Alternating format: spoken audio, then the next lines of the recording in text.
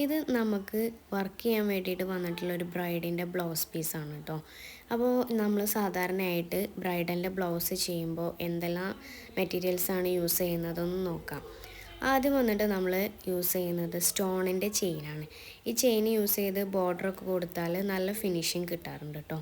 പിന്നെ നമ്മളതൊക്കെ യൂസ് ചെയ്യുന്നത് സ്വീക്കൻസ്, ഇത് കുറച്ച് ഗ്ലൈസിങ് ഉള്ള ടൈപ്പാണ്. പിന്നെ കുന്തൻ സ്റ്റോണാണ് വരുന്നത്.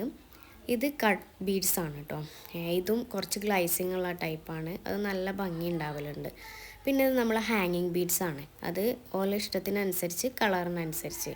പിന്നെ ഇത് വന്നിട്ട് സ്റ്റോണാണ്, വൈറ്റ് ക്രിസ്റ്റൽ സ്റ്റോൺ, ഇതും നല്ല ഭംഗിയാണ് യൂസ് ചെയ്യുമ്പോൾ. പിന്നെ ഇത് നമ്മുടെ ഷുഗർ ബീഡ്സ് ആണ്. പിന്നെ വരുന്നത് നമ്മളെ ഗോൾഡൻ ട്യൂബ്സ് ആണ്. അപ്പോൾ ഇതൊക്കെയാണ് നമ്മൾ സാധാരണയായി ബ്രൈഡലിൻ്റെ ബ്ലൗസിന് നമ്മൾ യൂസ് ചെയ്യുന്നത്. അപ്പോൾ ഇതൊക്കെ യൂസ് ചെയ്തിട്ടുള്ള നമ്മൾ ബ്രൈഡിൻ്റെ ബ്ലൗസിൻ്റെ ബാക്ക് നെക്കാണ്, അതിൻ്റെ ഒരു ബോർഡറാണിത്. അപ്പോൾ ഇനി ഇതിന് ഹാങ്ങിങ്സും കാര്യങ്ങളും ഒക്കെ വരുന്നുണ്ട് കേട്ടോ.